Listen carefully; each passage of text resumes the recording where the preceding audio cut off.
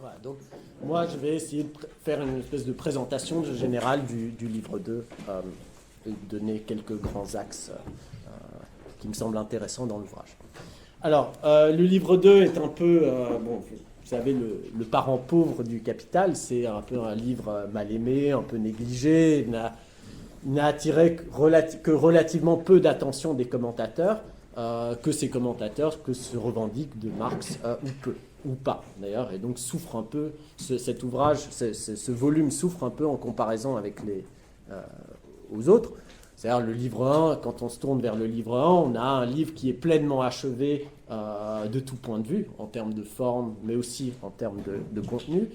C'est une des grandes œuvres de la pensée occidentale, et qui est rythmé tout au long de cet ouvrage par des espèces de grands moments théoriques, la théorie de la valeur, la théorie du fétichisme, la définition du capital, l'analyse de l'exploitation, de l'accumulation primitive, etc., qui nous tient en haleine, en tout cas moi ça me tient en haleine tout au long de cet ouvrage qui est vraiment très passionnant et bien écrit.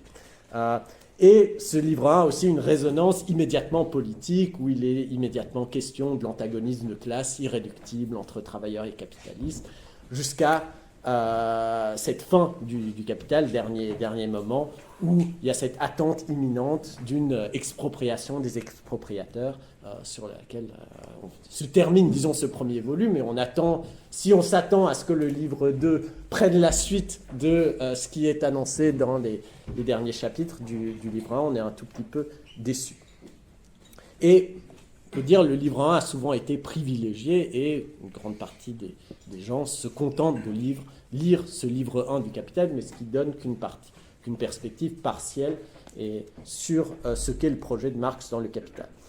Si on se tourne maintenant vers le livre 3, le livre 3 est aussi un ouvrage inachevé, comme le livre 2, un ouvrage qui, comme le livre 2, n'a pas été publié du vivant de Marx, mais le livre 3 a tout de même suscité toute une série de débats très importants, que ce soit sur les tendances historiques du capitalisme, les célèbres discussions et débats autour de la baisse tendancielle du taux de profit, la question du rapport entre valeur et prix, problème de la transformation, les analyses du capital financier, ou encore, même à la fin du livre 3, ces analyses, ces quelques paragraphes sur la société communiste, avec l'opposition entre le règne de la nécessité et le règne de la liberté. En tout cas, des deux côtés, du côté du livre 3, de nouveau, on a un livre qui est assez discuté et qui a fait l'objet de toute une série d'appropriations. Par rapport à ça, le livre 2, comme j'ai dit, la réception est relativement limitée, à l'exception de la troisième section du livre 2, où Marx expose ce qu'on appelle traditionnellement les schémas de reproduction, et qui a donné lieu à une série d'appropriations et de lectures, que ce soit du côté de la tradition luxembourgiste au sens large, ou du côté de la théorisation de la planification dans les pays du bloc socialiste. Mais il y a également un certain nombre d'appropriations du côté de l'économie en général, du côté des efforts de modélisation macroéconomique. Mais disons, à part ça, le livre 2 est relativement peu discuté. Alors plus récemment, il faudrait peut-être éventuellement ajouter les travaux du géographe marxiste David Harvey, qui s'appuie en partie sur le livre 2 du Capital, que ce soit pour proposer une théorie de l'impérialisme ou pour proposer sa théorie géographique. Au premier regard, je dirais que le contenu apparaît plus pauvre, avec un certain nombre de passages un peu plus fastidieux tout de même, et ces passages fastidieux ne sont pas sauvés par, on pourrait dire, soit les intuitions, soit l'écriture du livre 1, ou la dimension politique qu'il pouvait y avoir de façon plus sensible dans le livre 3. D'ailleurs, c'est ce que dit Engels juste au moment de la publication. Il y a évidemment, tout le monde attend depuis la fin des années 60, tous les socialistes européens attendent, toute une série de socialistes européens attendent la publication de ce livre 2, et Engels essaye de préparer un peu son public à cette déception. Il leur écrit en disant bon, vous n'allez pas être emballé quand même, ça ne va pas être ce que vous attendez, mais attendez, il y a le livre 3, ne vous inquiétez pas, le livre 3 va arriver derrière. Mais en tout cas, Engels sent déjà que ça va être plus compliqué, cette réception du livre 2. Alors, aujourd'hui, qu'est-ce que je vais essayer de faire? Essayer quand même de vous inviter à découvrir ou redécouvrir ce livre 2 et montrer l'intérêt qu'il y a évidemment à lire ce livre 2 et donner une espèce d'aperçu d'ensemble du livre. Et ensuite, durant les différentes séances de cette année, vous pourrez rentrer dans les détails des différents chapitres. Alors, je prendrai les choses de trois niveaux. Tout d'abord, je ferai un petit point très court philologique sur le statut du texte et les différents débats autour de cela. Deuxième point sur ce qui est la perspective générale de l'ouvrage, c'est-à-dire le titre de l'ouvrage, c'est le processus de circulation du capital. Donc je m'interrogerai sur qu'est-ce que Marx entend par processus de circulation, et plus particulièrement ce qu'il entend par circulation. Et ensuite, je reviendrai plus spécifiquement sur une question particulière et une vraie difficulté qui se pose quand on est, et auquel Marx est confronté, c'est comment produire une représentation d'un processus qui est complexe, qui est celui du capital. Et tout au long de l'ouvrage, tout au long du livre, tome 2, c'est ça, c'est comment produire une certaine modélisation de ce mouvement qu'est le capital. Et chaque section de l'ouvrage produit différentes tentatives pour modéliser ce qu'est le mouvement du capital. Donc j'aborderai cette question, on va dire, de la représentation du capital. Comment le représenter à travers des schémas et des modèles. Alors, premier point sur l'état du texte, puisque c'est la séance introductive là-dessus, sur le livre 2, donc je vais aborder un peu quelques points philologiques, mais j'essaierai d'être relativement court. Dans l'introduction, pour ceux que ça intéresse, on passe un peu plus de temps. La première partie de l'introduction est consacrée à ça. Il y a même des tableaux comparatifs et différentes choses. Donc, vous aurez toute une série d'informations. Et pour ceux qui sont vraiment passionnés par cette affaire et qui lisent l'allemand, vous pourrez ensuite vous tourner vers les volumes de la Méga, donc les volumes des œuvres complètes de Marx en allemand, qui détaillent de façon encore plus exhaustive tous ces éléments philologiques. Nous, ce qu'on a essayé de faire, c'est synthétiser ce qu'on trouve dans toute une série de volumes de la Méga. Alors, premier point, première chose, il faut, comme je l'ai un peu déjà dit, le livre 2, tel qu'il se présente, n'est pas une œuvre à proprement parler de Marx au sens plein du terme. Marx n'a jamais publié de livre 2, et donc ce n'est pas un ouvrage terminé ou publié comme le livre 1. C'est un ouvrage qui est édité par Engels à partir d'une série de manuscrits écrits par Marx à des époques relativement différentes, sur près d'une quinzaine d'années. Donc il y a un travail éditorial important qui est impliqué pour produire ce volume tel qu'il existe aujourd'hui dans la version publiée par Engels, donc en 1885, à savoir 2 années après la mort de Marx. Il met 2 ans pour faire ce travail éditorial. Alors, tous ces manuscrits qui ont été écrits par Marx, comme j'ai dit, ont été publiés dans la Méga, donc l'édition des œuvres complètes de Marx en langue originale. Dans la deuxième section de la Méga, il y a 4 sections dans la Méga, la deuxième est consacrée aux manuscrits économiques. Et si ça vous intéresse, vous pourrez vous tourner vers les volumes 4.1, 4.3, pour les manuscrits les plus anciens du livre 2. Ensuite, le volume 11 de la section 2, le volume 12 et enfin le volume 13. Alors nous, ce qu'on a traduit, c'est le volume 13, à savoir la version publiée par Engels. Les 4.1, 4.3, c'est les manuscrits plutôt des années 60. Le 11, c'est à peu près tout le restant des manuscrits. Et le 12, c'est, on peut dire, le brouillon dont s'est servi Engels pour faire sa propre édition. Alors, donc maintenant, en tout cas, il est possible de reconstruire la genèse de tout ce travail éditorial de Marx.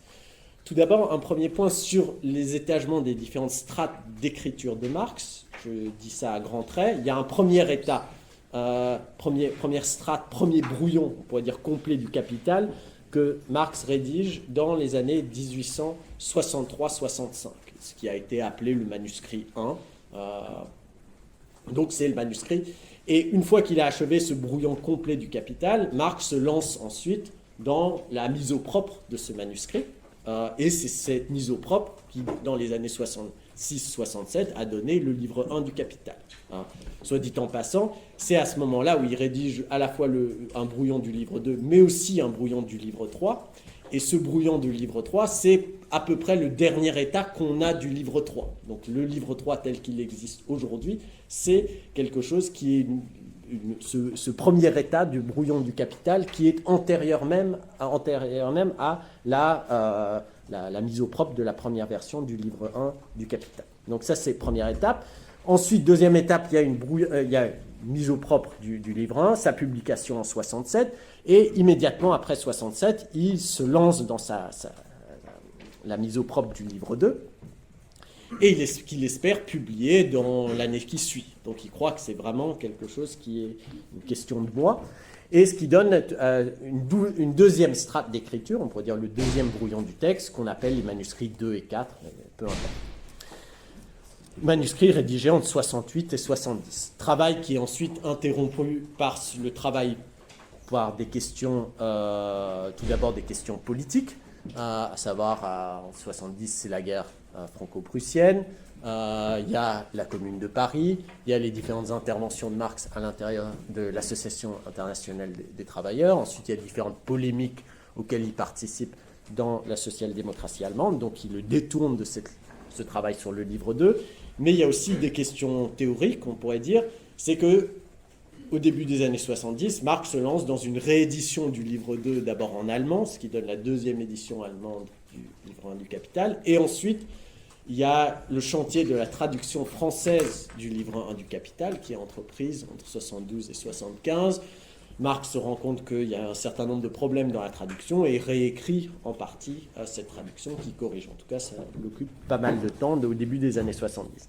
Et finalement, c'est que dans la deuxième partie des années 70 qu'il arrive à se remettre à l'écriture du livre 2 du Capital, avec principalement des manuscrits sur la section de la section 1 du livre 2 et un manuscrit au début des années 80 de la section 3. Mais il est relativement malade, pris par différents autres, toute une série d'autres obligations, de polémiques et de choses comme ça. Donc il n'a pas la possibilité de mener ça à son terme. Donc, encore une fois, on a détaillé ça de façon plus exhaustive dans l'introduction. Alors, à partir de cet amas de manuscrits, d'époques différentes, donc qui s'étagent sur près de 15 ans, Marx a essayé de compiler tout cela pour lui donner une forme finie, c'est-à-dire quelque chose qui ressemble à un ouvrage qui puisse être digne de la suite de ce livre 1 du Capital. Et donc, ce que nous on appelle le livre 2, ce qui est le livre 2, c'est une sélection et une édition de ces manuscrits par Engels. Alors, pour faire ça, il doit procéder à une série d'interventions éditoriales relativement importantes, que ce soit dans l'organisation de l'ouvrage, c'est-à-dire le titre des parties, le chapitrage, mais aussi dans la sélection des manuscrits, quel manuscrit il va utiliser, mais aussi des corrections importantes, que ce soit stylistiques, conceptuelles, puisque évidemment en 15 ans la conceptualité de Marx a évolué et parfois il décide de changer de terme, donc il décide d'actualiser les manuscrits les plus anciens. Ensuite il y a toute une série de passages qui sont modifiés, relativement réécrits. Avec pour principe, le principe d'Engels, c'était un principe, on peut dire, philologique de la dernière main. Qu'est-ce que ça veut dire ? Ça veut dire c'est le dernier état d'un passage sera la version à garder. Alors il y a différents types d'options qu'on peut suivre quand on doit éditer un texte qui a l'état de manuscrit. Il aurait pu choisir le manuscrit le plus complet. C'est-à-dire le manuscrit continu le plus complet, on aurait un ensemble cohérent écrit en une seule fois et puis évidemment complété avec d'autres choses. Lui, ce qu'il propose, c'est le dernier état du texte. Alors le problème qui se pose, c'est que il y a alors juste, si vous voulez, les manuscrits plus anciens sont beaucoup plus longs et les manuscrits plus récents sont beaucoup plus courts. Et au fur et à mesure qu'il avance au fil des années, les manuscrits il arrive de moins en moins loin dans son texte. Donc ça aboutit à la fin, les derniers manuscrits, c'est les toutes premières pages. Et on pourrait dire l'une des voies qu'il aurait pu suivre, c'était d'éditer ça, le manuscrit complet, mais ce qu'il décide, c'est la dernière main. Donc il va prendre ça pour le début, puis ensuite, une fois que ça s'arrête, il passe à celui-là, puis une fois que ça s'arrête, il passe à celui-là, puis ensuite il passe à celui-là, puis ensuite il passe à celui-là, puis ensuite à celui-là. Et donc le texte qu'on a, c'est un mélange entre tous ces manuscrits d'étapes différentes, à chaque fois étant, ces manuscrits étant le dernier état du texte. Bon. Alors, c'est ça qui donne cette version classique du livre 2, qui, alors, encore une fois, on a détaillé les étapes, il y a un tableau avec la datation des différents manuscrits dans le texte, dans l'introduction, si vous voulez aller voir. Alors, donc tout ça, ça a donné ce qu'on peut appeler la version classique du livre 2, publiée en 1885 par Engels. Alors nous, dans la traduction, on a repris cette traduction, on a décidé de suivre pour différentes raisons, de retraduire cette version d'Engels, avec, dans le travail éditorial, quand même une volonté, dans les notes, de mettre en évidence ce travail, ces interventions effectuées par Engels. Alors il faut dire que Engels ne se cache pas non plus, dans sa préface, il explique ce qu'il fait, ses choix de manuscrits. Quand il modifie un certain nombre de choses dans le texte, parfois il le précise, alors pas toujours systématiquement. Là aussi, dans le volume de la Méga, il y a l'ensemble de toutes les modifications. Et donc, si ça vous intéresse ou vous passionne, etc., vous pouvez évidemment relever toutes les virgules qui ont changé entre les textes. Absolument toutes les transformations sont restituées dans la Méga. Alors, cela étant dit, j'ai insisté sur ces transformations. Il me semble que ce qui se dégage aussi de la comparaison des différents manuscrits, c'est aussi le travail très remarquable qu'a fait Engels. Donc, il me semble que c'est difficilement soutenable que c'est une sorte de déformation du travail de Marx. Il faut rendre hommage à ce travail. C'est évidemment pas incontestable. On peut discuter de certaines choses. Et il y a certaines choses, évidemment, certains éléments qui sont contenus dans les manuscrits qui, évidemment, ne sont pas restitués dans cette version-là, puisqu'il a toujours fallu faire un certain nombre de choix. Mais il nous a semblé que, dans l'ensemble, le travail était, on pourrait dire, fidèle à une grande partie des analyses de Marx qu'il produit autour du livre 2. Un dernier point sur les éditions, sur cette question philologique, sur les éditions françaises. Alors, en français, cette version éditée par Engels a fait l'objet d'un certain nombre de traductions. Il y en a 3 principales. Une traduite dans les années 20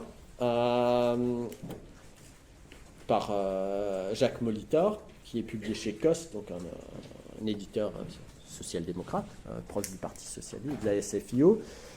Il y a une traduction des éditions sociales et il y a une traduction des éditions sociales dans les années 50. Il y avait une première traduction datant du début du siècle faite par des Belges vers 1900. Donc, deuxième édition. Troisième édition aux éditions sociales, c'est la version qui a été la plus utilisée en France et qui, dans l'ensemble, une bonne traduction d'ailleurs, qui est faite par Cohen-Solal et ensuite par Cohen-Solal et Badia. Et aussi, je crois qu'il y a Ernia Cognou qui participe à la traduction, et qui date des années 50. Et donc, ça faisait 80 ans qu'il n'y avait pas eu de nouvelle traduction de cette version du livre 2.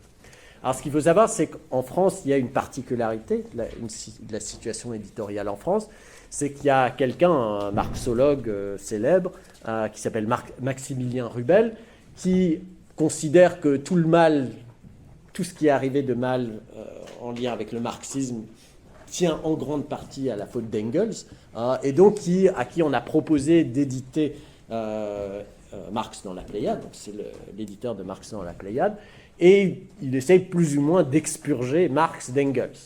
Donc on pourrait dire que c'est un des principes de son édition, et il essaye de débusquer les interventions d'Engels. Alors forcément, le livre 2 et le livre 3 sont problématiques pour lui, et donc il a décidé de repartir des manuscrits qui étaient disponibles pour lui, à savoir pas tous c'est pas l'ensemble des manuscrits qui sont disponibles, mais il a décidé de repartir d'un certain nombre de manuscrits pour proposer sa propre version du livre 2. Donc ce qu'on a dans le volume de la Pléiade ou en folio, c'est pas le livre 2 de Engels, c'est le livre 2 de Maximilien Rubel, donc tel que lui pense que devrait être organisé le livre 2 du Capital. Donc avec aussi, on peut dire, une dimension relativement subjective, un certain nombre de choix qui fait. Alors, il a une conception très large du livre 2. Pour lui, le livre 2 commence avec les Grundrisse, donc il a toute une série d'extraits des Grundrisse qu'il met dans des manuscrits de 57, 58, qu'il met dans cette version du Capital. Mais par exemple, il va considérer... alors, au début de la 3e section, Marx fait un récapitulatif de l'ensemble de la structure de l'ouvrage jusqu'à présent. Et Rubel estime par exemple que ça fonctionnerait très bien comme annonce de plan. Et donc il prend cet élément de la 3e section, la met, et ça constitue un des éléments de l'introduction du livre 2. Mais bon, forcément, le temps est au passé, donc il va faire passer il va transformer, il va mettre les verbes au futur pour que ça fasse comme une annonce de plan. Donc voilà. Donc ça, c'est le genre d'intervention auquel il procède et donc qui est aussi tout sujet à caution, et l'une des dimensions un peu problématiques aussi de cet ouvrage, même si ça a aussi son édition a le mérite aussi de traduire un certain nombre de manuscrits de Marx qui ne sont pas disponibles sans cela. Donc ce n'est pas un travail entièrement négligeable. Voilà, donc je m'arrête sur ces considérations philologiques. On pourrait rentrer dans le détail si vous le souhaitez dans les questions. J'en viens au texte lui-même et tout d'abord à son titre, le texte du livre 2, dont le titre est « Le processus de circulation du capital ». Alors le processus de circulation du capital, évidemment, fait signe et fait contraste avec le titre du livre 1 du Capital, dont le titre est « Le processus de production du capital ».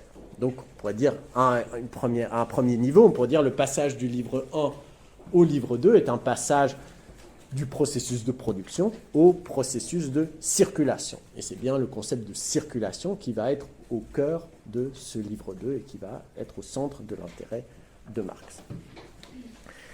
Alors, qu'est-ce qu'il faut entendre par processus de circulation ? On peut distinguer deux sens qui vont un peu se côtoyer dans cet ouvrage, deux sens de la circulation. Premier sens de la circulation, pour Marx, la circulation renvoie à ce qu'il appelle la sphère de la circulation, ou ce qu'on peut appeler la circulation au sens étroit, c'est-à-dire c'est ce qui se passe sur le marché. C'est-à-dire c'est un lieu, une sphère où il y a principalement des achats et des ventes, toujours un achat est une vente, et où il y a deux types de choses qui sont en relation, à savoir de l'argent et des marchandises. C'est ça qu'il appelle la sphère de la circulation. Donc la circulation, c'est d'abord cette sphère de la circulation, cette sphère de l'échange des marchandises pour de l'argent. Mais en un deuxième sens, ce qu'il entend par circulation, c'est, je dirais, le mouvement même du capital. C'est-à-dire le capital, en tant qu'entité, on pourrait dire, en tant que chose, n'existe qu'en tant qu'il circule. C'est-à-dire passe en permanence d'une forme à l'autre, procède à une série de métamorphoses, terme aussi important de ce livre 2, et passe d'une sphère à l'autre. C'est-à-dire le capital circule en passant de la sphère de la production à la sphère de la circulation, pour ensuite revenir vers la sphère de la production. Et on voit que ce deuxième sens de circulation n'est pas spécifique à une des sphères, mais à l'articulation même entre ces différentes sphères, puisque le capital ne cesse de circuler entre sphère de la production et sphère de la circulation. Et à partir de ces deux sens, on pourrait dire, on peut voir deux niveaux aussi de lecture, ou deux manières de lire le statut du livre 1. Alors, je dirais en première analyse, ou en première lecture, on pourrait dire ce qui se passe j'ai dit le livre 1, je veux dire le livre 2. En première analyse, on ce qui se joue, c'est un passage de cette sphère de la production à cette sphère de la circulation des marchandises, c'est-à-dire cet échange sur le marché. Et donc, dans cette perspective-là, en passant d'un thème à un autre, d'une sphère à une autre, le livre 2 se proposerait en fait d'ajouter des éléments qui n'ont pas été analysés dans le livre 1 du Capital. Et le livre 2 serait consacré, on pourrait dire, à cette fonction du marché dans le mouvement du capital. Et en ce sens-là, la sphère de la circulation, et c'est ce que montre Marx explicitement, la sphère de la circulation apparaît comme une des présuppositions de la production du capital.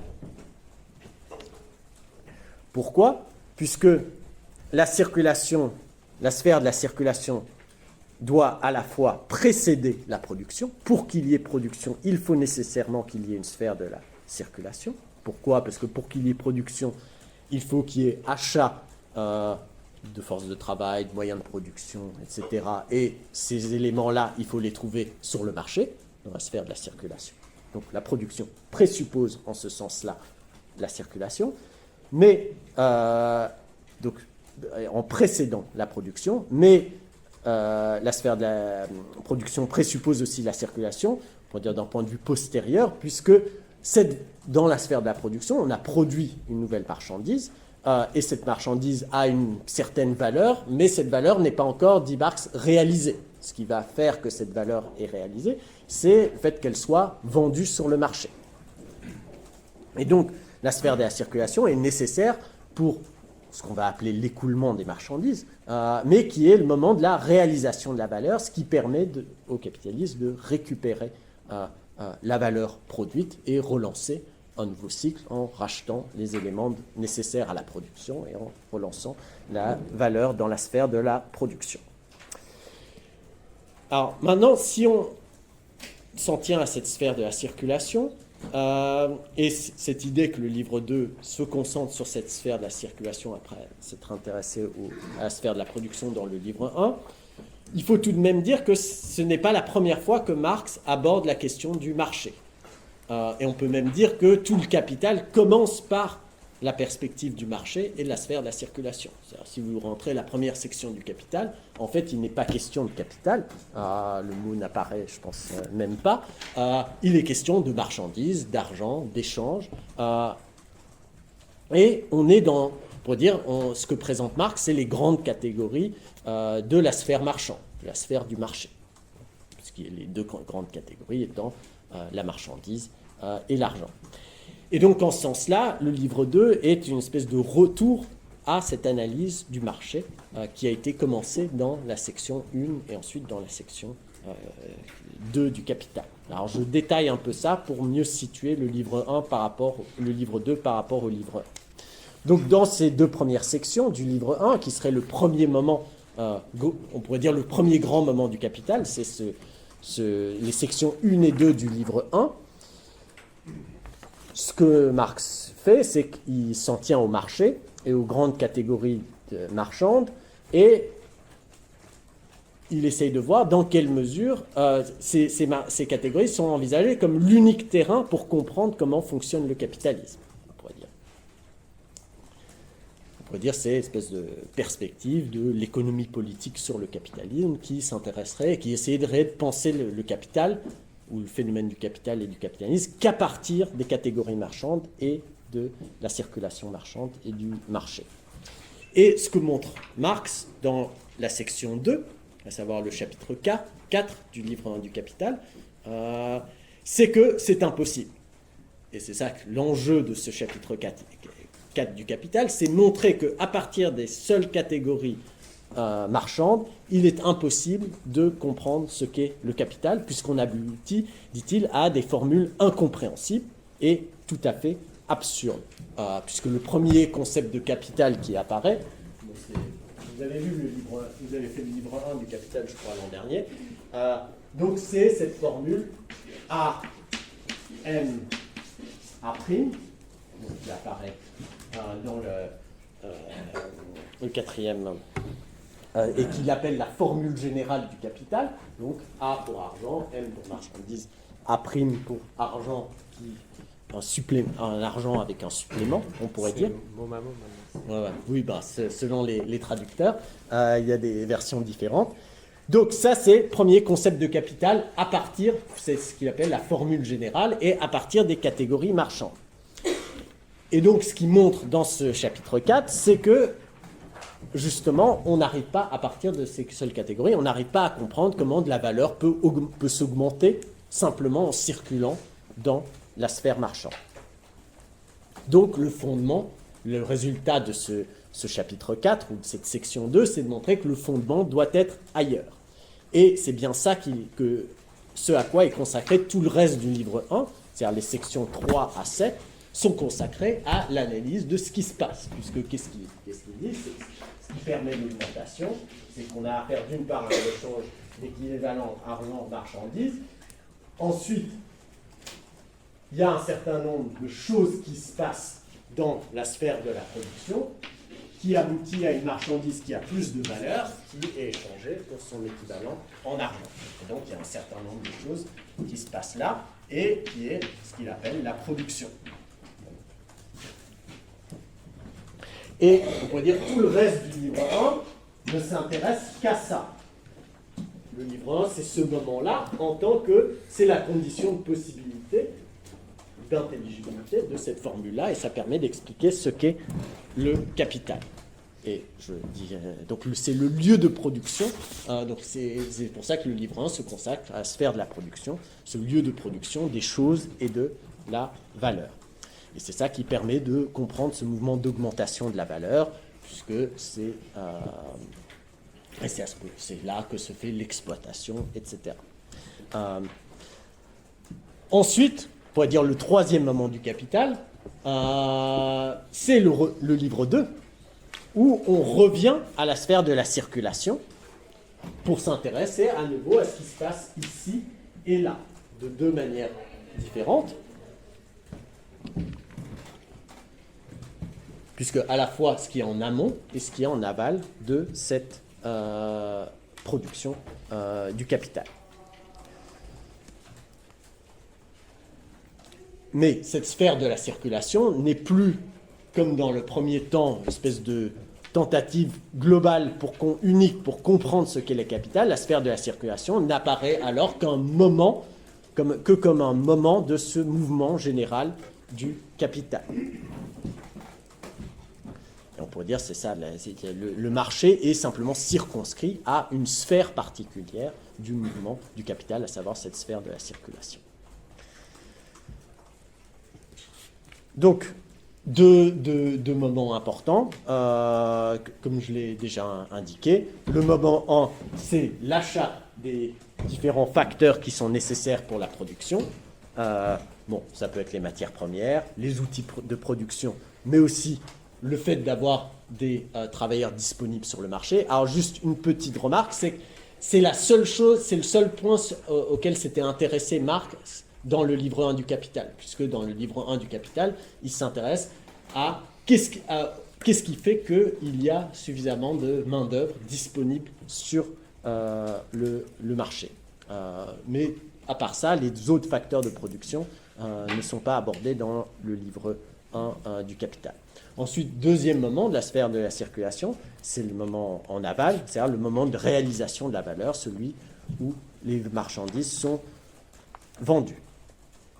Alors, avec l'idée de Marx que seule la valeur est créée uniquement dans le processus de production et dans le processus de circulation, il n'y a aucune valeur qui est créée, mais c'est simplement le lieu de validation de cette valeur, à la fois un lieu de validation, de réalisation de cette valeur qui a été créée, mais aussi ce qui va permettre la distribution ou redistribution entre différents personnages de cette valeur qui a été créée. Alors le livre 1 avait pour perspective présupposé que tout se passait sans problème. C'est-à-dire que si un capitaliste voulait produire, il y avait les marchandises, il y avait les matières premières nécessaires sur le marché. S'il voulait produire, il y avait les outils disponibles sur le marché. etc. Mais ne cherche pas à expliquer comment ces éléments-là se trouvent sur le marché. Et justement, le livre 2 du Capital va s'intéresser justement à ça et va analyser tout ce qui se passe dans ces deux moments, en amont et en aval, et des moments fondamentaux du processus capitaliste et incontournable. Pour qu'il y ait capitalisme, il faut évidemment qu'il y ait ces échanges. De la même manière, le livre 1 ne s'intéresse pas, une fois que la valeur est produite et la marchandise existe, est-ce que cette marchandise peut être vendue et comment elle est vendue? Et le livre 2 va se poser la question, qu'est-ce qui fait qu'il y a dans une économie capitaliste une demande solvable qui fait que ces choses qui sont produites peuvent être achetées et donc que cette valeur peut revenir entre les mains des capitalistes par la médiation de la vente des marchandises. Puisque, évidemment, si les marchandises nécessaires à la production ne sont pas disponibles ou s'il n'y a pas assez de demande solvable pour acheter ces marchandises créées, alors le processus s'enraye, se bloque, s'arrête et, on pourrait dire, le capital cesse de circuler. Or, si le capital n'existe qu'en tant qu'il circule, tout arrêt dans ce mouvement du capital implique une dégradation, une destruction, voire une crise, une situation de crise. Et donc ce qui se joue aussi dans le livre 2, c'est le fait de pointer différentes possibilités de points où le système capitaliste peut rentrer en crise, ou en tout cas un cycle capitaliste peut rentrer en crise en raison de facteurs liés à la circulation des marchandises. Alors évidemment, le livre 1 s'est intéressé aussi à d'autres facteurs qui peuvent arrêter, par exemple une grève ou un arrêt de travail, mais il y a des facteurs qui sont aussi liés à la circulation des marchandises. Et ces facteurs de crise liés à la circulation des marchandises sont explorés dans le livre 2. Et donc le livre 2 examine quelles sont les conditions qui permettent à ces deux mouvements de se réaliser. On produit une espèce d'analyse macroéconomique de la société avec deux questions. Qu'est-ce qui fait qu'il y a les matières premières et les moyens de production disponibles pour la reproduction et l'extension du capital? Et deuxième question, qu'est-ce qui fait qu'il y a une demande solvable pour réaliser cette valeur? C'est deux questions qu'on peut poser au système capitaliste de cette perspective-là.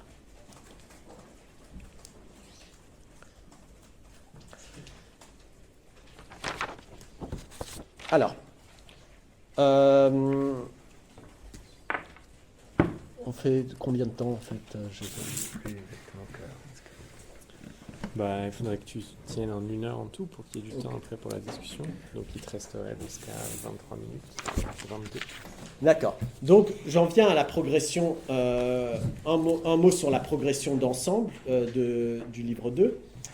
Donc le livre 2, comme le livre 1, a une structure assez complexe et pensée par Marx. C'est-à-dire l'évolution globale, le plan d'ensemble du livre 2 évolue relativement peu sur la quinzaine d'années au cours desquelles Marx écrit toute cette série de manuscrits.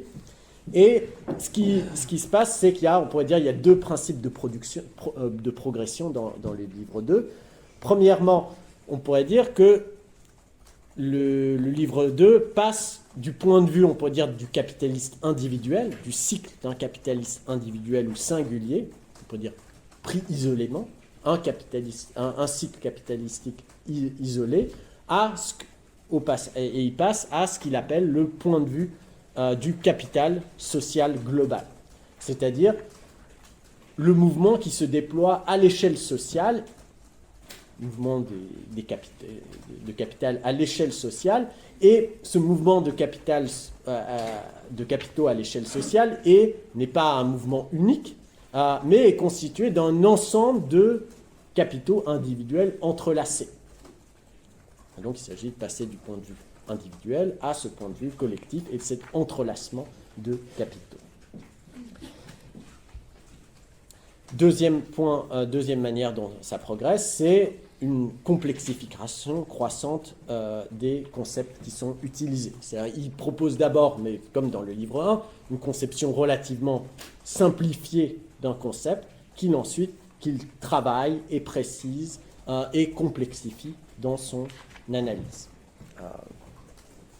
Et ça se voit dans, on pourrait dire, les trois grandes catégories du livre 2 qui correspondent aux trois grandes sections du livre 2. Première section est centrée autour de la catégorie de cycle. Et qu'est-ce que ça veut dire? Le cycle, ça renvoie à une circulation, la circulation du capital. C'est le fait qu'un capital singulier accomplit toute une série, doit passer à travers une série de transformations, de métamorphoses, qui décrivent un cercle jusqu'à ce qu'il revienne à son point de départ. Alors, cette analyse cyclique du capital, d'un capital individuel et singulier, est ensuite complexifiée dans la deuxième section, où le concept important est celui de rotation. Alors, qu'est-ce qu'il entend par rotation? Il ne s'intéresse pas seulement à un cycle unique du capital, c'est-à-dire quand le fait que le mouvement du capital soit passé par une série de formes jusqu'à revenir à sa forme initiale. Dans la deuxième section, il s'agit de suivre ce mouvement comme étant un mouvement qui se répète, c'est-à-dire le cycle se répète, mais un cycle qui se différencie aussi. C'est-à-dire c'est un cycle, il y a une répétition, il s'agit de prendre en compte que le fait que le capital est une répétition continuelle de cycle, mais une répétition qui s'accomplit selon des modalités différentes. C'est-à-dire les différents types de capitaux vont circuler à des rythmes différents. Et principalement, au centre de cette deuxième section est une distinction conceptuelle importante, celle entre capital fixe et capital circulant. Donc, il ne faut pas confondre avec la distinction entre capital variable et capital constant du livre 1 du capital. Alors, capital fixe et capital circulant, j'y reviendrai, ou ce qu'il appelle capital fixe, ou alors circulant, il appelle aussi capital fluide. C'est deux rythmes de circulation, c'est deux manières pour le capital de circuler. On va dire, le capital fixe circule, mais circule à un rythme autre que le capital circulant. Je reviendrai sur ces concepts, mais je voulais juste insister sur cette différenciation qui est introduite et le fait que un même capital ne fonctionne pas, les éléments d'un même capital ne circulent pas à des rythmes identiques. Enfin, la troisième section est centrée sur la notion de reproduction. Notion de reproduction qui intègre le fait, il s'agit de voir la manière dont comment l'entrelacement des différents capitaux est nécessaire pour permettre à ce qu'un cycle de capital puisse se reproduire. C'est-à-dire, un capital ne peut pas se reproduire tout seul, ne peut pas recommencer son cycle tout seul, il a besoin de s'entrecroiser avec d'autres cycles de capitaux de différentes manières, puisque ces autres cycles vont soit apporter les matières premières, les outils nécessaires à la production, soit acheter les biens qui sont produits par les marchandises, soit fournir de l'argent à leurs travailleurs qui vont acheter les biens qui sont proposés par le capitalisme.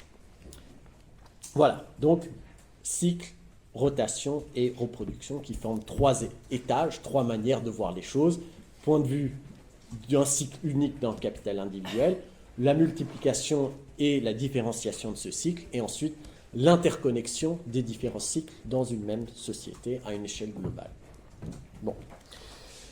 Ce qui m'amène au problème, dernier point que je voulais aborder, au problème que j'avais annoncé comme étant celui de la représentation de la circulation du capital.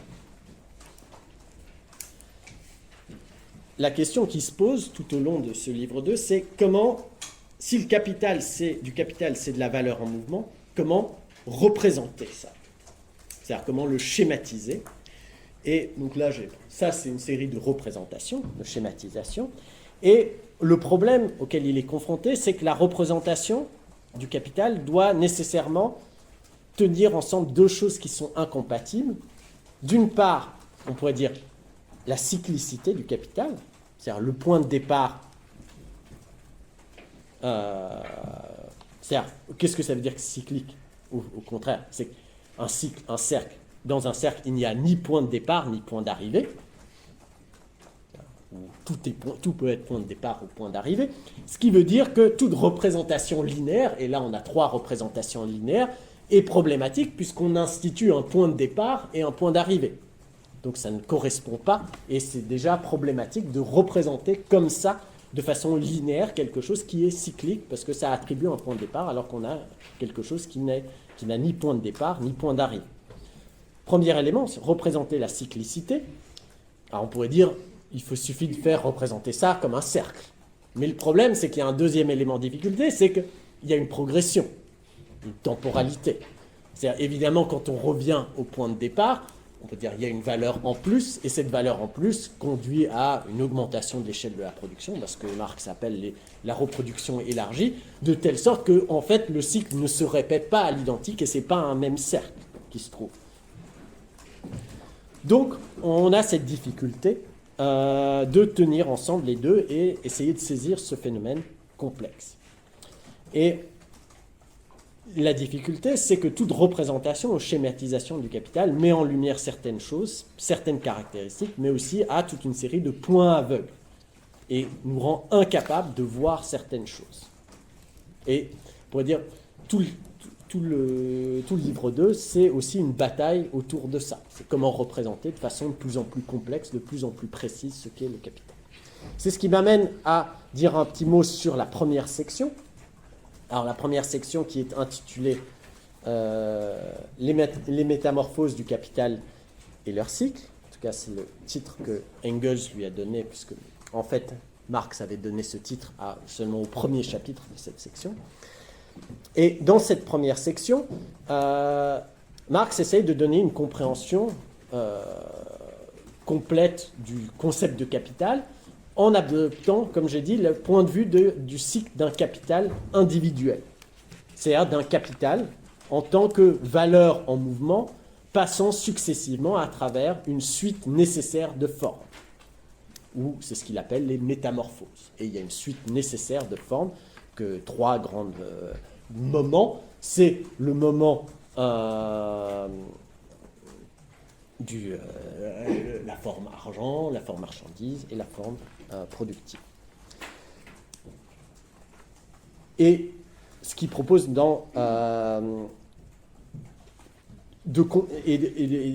sur ça, il retravaille cette première représentation cyclique ou première représentation linéaire de ce processus cyclique qu'il avait proposé dans le livre 1 du Capital, à savoir cette formule AMA', cette formule générale du capital. Donc la question qui se pose, c'est comment représenter ces 3 éléments, ces 3 figures du capital, la figure argent, la figure marchandise et la figure productive, et l'enchaînement nécessaire de ces 3 formes, c'est-à-dire ce qui donne.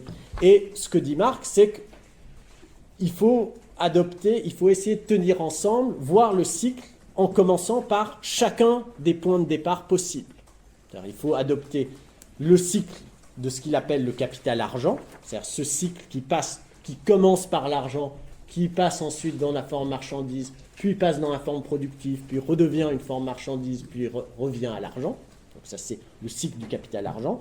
Mais il faut aussi suivre les autres figures, les autres points de départ possibles, points d'arrivée, c'est-à-dire commencer par la marchandise et voir en quoi le cycle est éclairé autrement quand on commence par la marchandise, puis on passe à la production, puis de nouveau à la marchandise, l'argent, et ensuite on revient à la marchandise, ou bien quand on part de la production, on aboutit à quelque chose qui est produit, l'argent qui est récupéré, réinvesti, et ensuite on revient à la production. Donc les 3 premiers chapitres sont consacrés à ces 3 fenêtres, 3 points de vue sur ce cycle du capital. Avec l'idée, le chapitre 4 essaye de faire la synthèse en disant ce qu'il faut, c'est tenir ensemble les 3 perspectives. Alors, je dis un mot sur le cycle du capital argent pour vous montrer comment chaque perspective est à la fois éclairante, apporte quelque chose, on peut dire heuristiquement, donne une certaine compréhension du capital, et en même temps nous rend aveugles à toute une série d'autres choses. C'est-à-dire, le cycle du capital argent, c'est-à-dire cette représentation-là, argent, marchandises, production, marchandises, argent, c'est ce qu'on a l'habitude de représenter comme le cycle du capital quand on veut expliquer ce qu'est le capital. Cette formule se présente comme la formule, on peut dire, naturelle et évidente du capital. Et ce qui est intéressant dans cette formule, c'est qu'elle met en lumière, selon Marx, la centralité de la question de l'accumulation de valeur.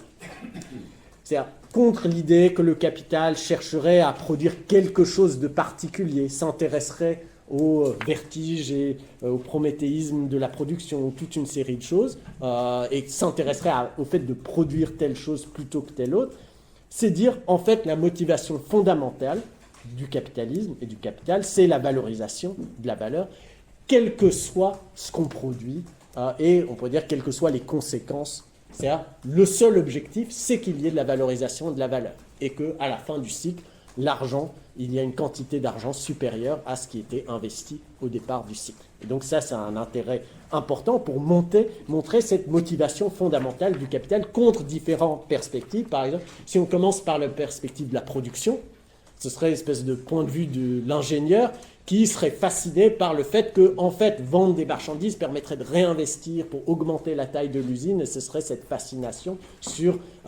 l'augmentation, qui peut être fascinante à certains degrés, qui a fasciné beaucoup de personnes, c'est l'entreprise industrielle comme un déploiement et une augmentation perpétuelle de bâtiments, de construction, de puits de pétrole, etc. Donc, c'est pour montrer que ça, c'est une perspective qui est fausse pour comprendre l'objectif même du capitalisme. Mais évidemment, il y a des points d'aveugle, et c'est des points aveugles qui sont aussi partagés par les capitalistes, puisqu'on pourrait dire que c'est le point de vue des capitalistes sur ce qu'est le capitalisme. C'est-à-dire que l'idée, c'est que le point de départ du mouvement, c'est de l'argent. Et c'est ça qui met en mouvement ce processus du capital. Or, on pourrait dire, pour l'argent du départ, ce A du départ, il doit bien venir de quelque part. Et en fait, pour fonctionner comme capital, cet argent de départ doit d'une part présupposer des rapports capitalistes. Donc, d'une part, le A présuppose P, d'une certaine manière, parce que si on n'est pas déjà dans une société capitaliste, en fait, cet argent, on ne pourra pas l'investir de façon capitalistique, donc il présuppose un certain nombre d'éléments. Et en fait, cette idée de placer tout au point de départ masque, en fait, ce présupposé, ces rapports capitalistes importants. Deuxièmement, cet argent de départ se présente comme un point de départ, alors qu'il est en réalité un résultat. Et l'illusion que des capitalistes eux-mêmes, c'est croire que l'argent est une espèce de point de départ absolu sans origine, alors que, évidemment, il vient évidemment de quelque part. Alors, les derniers chapitres de la dernière section du livre 1 du Capital avait donné quelques indications aussi sur ces éléments-là, mais il faut bien que cet argent vienne de quelque part, que ça vienne de ce qu'il appelle l'accumulation primitive, ou bien tout simplement de cycles antérieurs de production, d'une certaine manière. On a beau avoir l'impression de quelqu'un qui a investi dans une nouvelle branche, mais en fait cet argent vient peut-être de tout un travail, toute une série de mouvements capitalistes, de mouvements de capital qu'il contrôlait dans d'autres branches. Et donc il faut ne pas être illusionné par cette idée que l'argent serait un point de départ. Troisième erreur, troisième point aveugle de cette formule-là, c'est que ça conduit à identifier argent et capital. Et considérer que argent et capital, le capital c'est de l'argent, alors que pour Marx, l'argent n'est qu'une forme possible du capital. Il y a aussi la forme marchandise, la forme productive. On peut dire un travailleur qui travaille dans une usine, c'est une forme du capital, d'une certaine manière. Et que finalement l'argent n'est que la mesure de la valeur du capital. Donc elle est utile parce qu'elle permet de quantifier justement, alors que les autres formes sont difficilement quantifiables.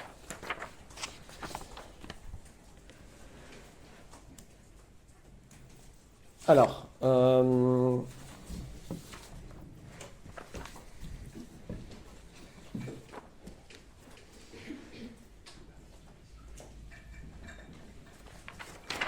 passe un peu. Donc là, je vais passer à la deuxième section du Capital, du livre 2. où Marx essaye de complexifier son analyse. Après cette analyse du cycle, ou plutôt des trois formes différentes du cycle qu'il faut justement articuler. En passant à la deuxième section, le mouvement d'exposition procède en se complexifiant et en se concrétisant, comme à chaque fois. Donc, dans la première section, c'était un point de vue relativement isolé, donc c'était un cycle abstrait d'un capitaliste individuel, d'un capital individuel, pris isolément, et un cycle ponctuel, comme j'ai dit. Et le présupposé, c'est que chaque composant de ce capital qui circule à la même vitesse, donc effectue ces métamorphoses de manière identique et homogène. Et la deuxième section va justement enrichir doublement cette analyse. D'une part, en intégrant le fait que le capital individuel, une fois qu'il est revenu à son point de départ, recommence immédiatement un nouveau cycle. Bon. Et deuxièmement, la mise en évidence, comme j'avais dit, de types de capitaux qualitativement différents qui effectuent leur métamorphose de manière différenciée et selon un rythme différent. Avec cette distinction, comme j'ai dit, entre capital circulant et capital fixe, ou capital fluide et capital fixe. Marx emploie les deux termes fluide et circulant de façon un peu synonyme, et d'ailleurs dans ses manuscrits, il hésite avec ces différents termes, et même il se méfie à un moment du terme circulant, parce qu'il estime que c'est un terme qui est trop plurivoque. Ça peut renvoyer, comme j'ai dit, il y a trois grands sens de la circulation. La circulation comme ce qui a lieu dans la sphère de la circulation comme le mouvement global du capital, et circulation, le capital circulant, c'est la manière dont un type de capital spécifique va circuler dans la sphère de la production.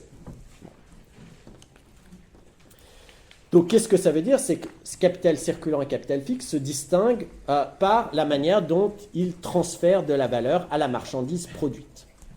C'est-à-dire, le capital circulant, c'est un capital qui est, on pourrait dire, entièrement consommé dans le processus de production et dont la valeur se retrouve entièrement dans le produit. C'est-à-dire, c'est typiquement la matière première. Si vous construisez une table en bois, le prix de la matière première bois qui est utilisée pour produire la table se retrouve entièrement dans le produit. Bon. Par opposition à un certain nombre d'éléments qui sont nécessaires à la production, mais qui ne se retrouvent que partiellement dans le produit. Par exemple, les scies que vous allez, ou les machines électriques que vous avez utilisées pour scier le bois et produire cette table, on peut dire le prix de la machine ne se retrouve pas évidemment entièrement dans la machine qui est produite. On peut dire il n'y a qu'un petit pourcentage, alors c'est un calcul capitaliste, c'est-à-dire à partir de chaque table produite, récupère un élément de la valeur, puisqu'on prévoit que la machine pourra produire telle quantité de tables, et en fonction de la quantité de tables qu'elle peut produire, on peut dire telle quantité de valeur se retrouve dans chacun des produits. Donc ça c'est du capital fixe, donc c'est du capital dont la valeur ne circule pas, circule moins vite, puisque forcément, si votre machine doit produire 10 000 tables, et si en 10 000 tables, vous ne les produisez qu'en quelques années, vous devez attendre quelques années avant que l'argent investi revienne entièrement au point de départ, alors que l'argent que vous avez dépensé pour acheter la matière première revient immédiatement dès que la table est vendue. Donc c'est ça, ces rythmes différents qui sont analysés, et évidemment, ça implique toute une série d'effets très importants sur la manière dont fonctionne le capital, dont fonctionne le capitalisme, dont le capitalisme organise la production et notamment essaye d'accélérer la production. Puisqu'évidemment, étant donné que ce n'est que rentabiliser cet investissement n'est récupéré, on pourrait dire, qu'au terme d'un certain nombre d'années ou un certain nombre de cycles, ce qu'il faut, c'est accomplir ces cycles le plus rapidement possible pour que l'argent revienne. Donc voilà, et c'est ça qu'essaye de penser cette notion de rotation, puisque pour comprendre la circulation du capital fixe, on ne peut pas prendre un cycle unique mais il faut prendre l'ensemble des cycles qui sont nécessaires pour que l'ensemble de la valeur du capital fixe revienne à son point de départ. Donc c'est pour ça que cette deuxième section permet de préciser toute une série de caractéristiques aussi spatiales et temporelles du mouvement de la valeur qui fonctionne comme capital. Et donc j'avais parlé de David Harvey en introduction. David Harvey accorde une très grande importance au concept de capital fixe, qu'il essaie de retravailler d'une manière différente pour comprendre toute une série de phénomènes de type géographique, mais il considère que c'est dans cette section 2 qu'il a puisé toute une série d'intuitions pour comprendre cette idée. Alors dans le manifeste du Parti communiste, Marx disait que la bourgeoisie construit un monde à son image. On pourrait dire ce qui se joue dans cette section 2, c'est la manière dont le capital construit un monde à son image, c'est-à-dire organise l'espace d'une certaine manière, organise la circulation des marchandises, puisque évidemment, pour que ça circule, il faut construire des moyens de transport, des ports, il faut organiser le territoire d'une certaine manière pour améliorer cette circulation et pour accélérer cette circulation. J'en viens à la troisième section. Je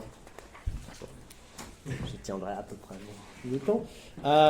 Troisième section vient encore complexifier les choses et la représentation des choses, puisque évidemment dans cette deuxième section, Marx complexifie le tableau puisqu'il essaie de montrer l'accumulation des cycles et comment les différents éléments circulent de manière différenciée. Troisième section, Marx se situe au niveau de la reproduction, comme j'ai dit, du capital social global. Bref, qu'est-ce qu'il s'agit ?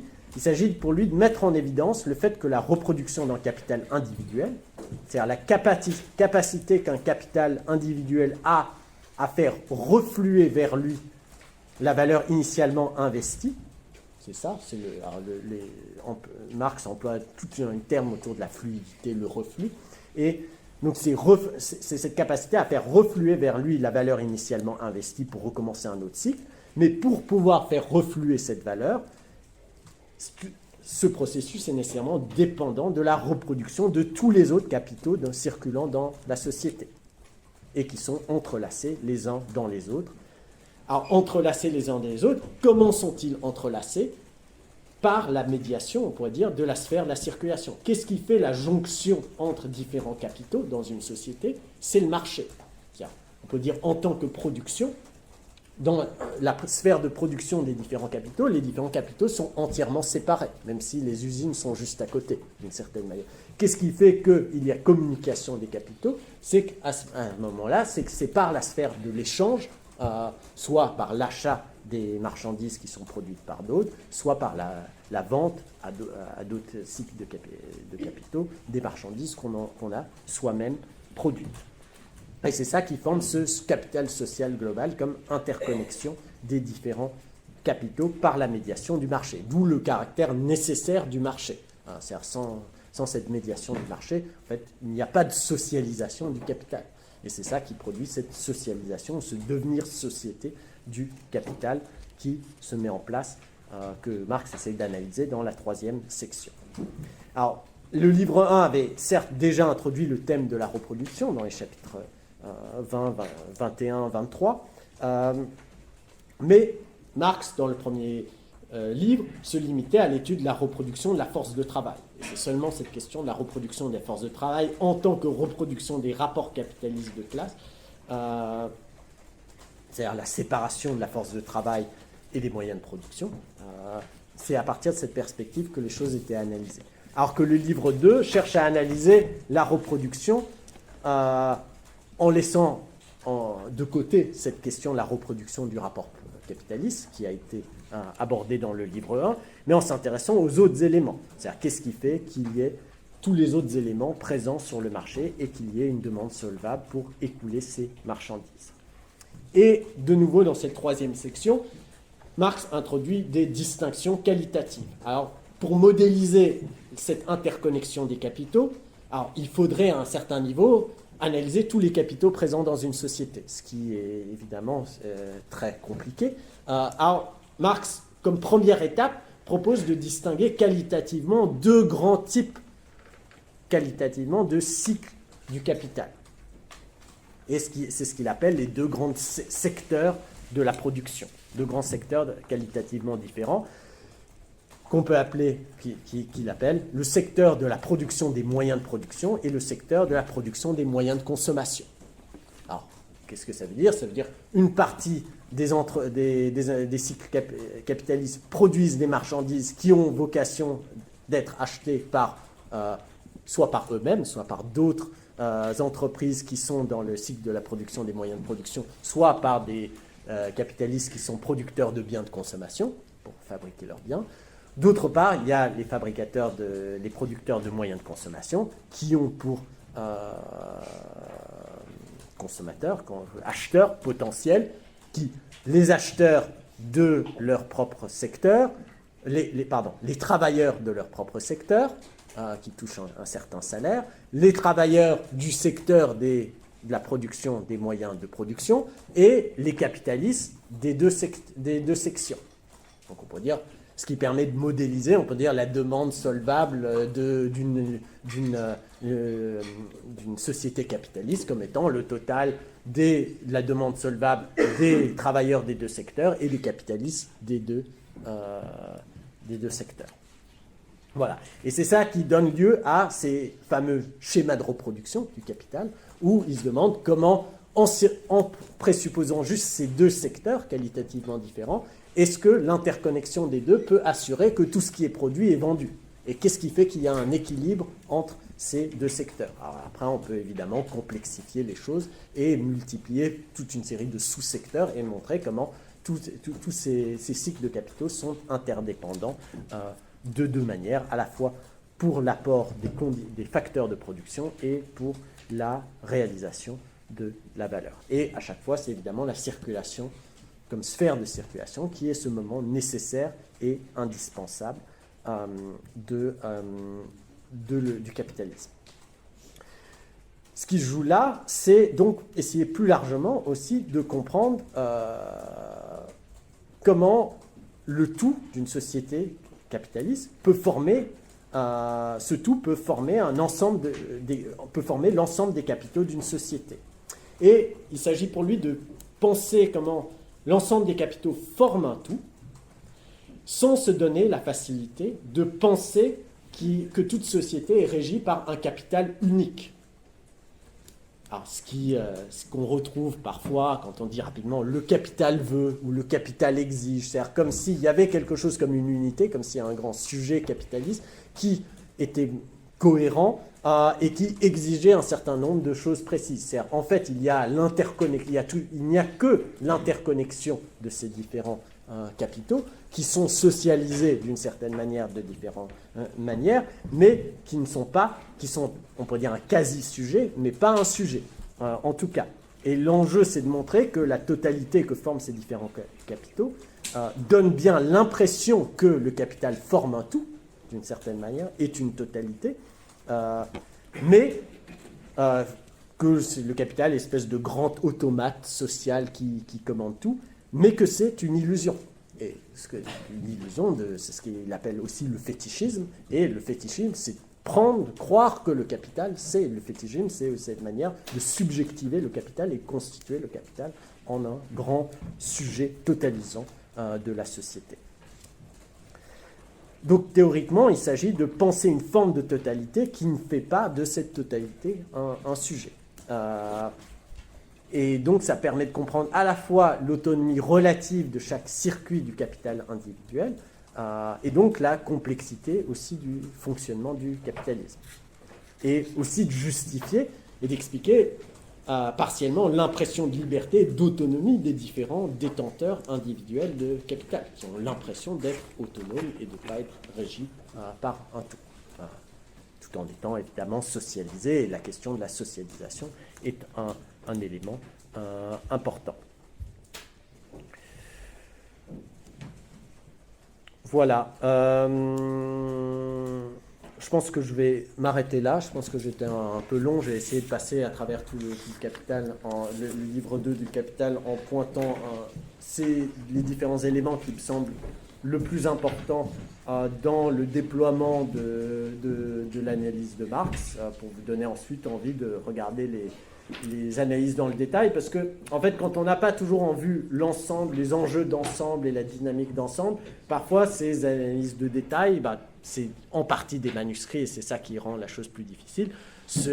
Marx réfléchit et pense en écrivant, et parfois il se perd dans des longues descriptions, des longues analyses chiffrées, et on perd un tout petit peu le fil d'ensemble. Donc je pense que c'est important d'aborder le livre comme étant un livre très structuré, pensé dans ses différentes articulations, dans son déploiement théorique, et ça permet de mieux saisir les différents moments de l'analyse. Voilà. Merci pour votre attention. Et là, on a un peu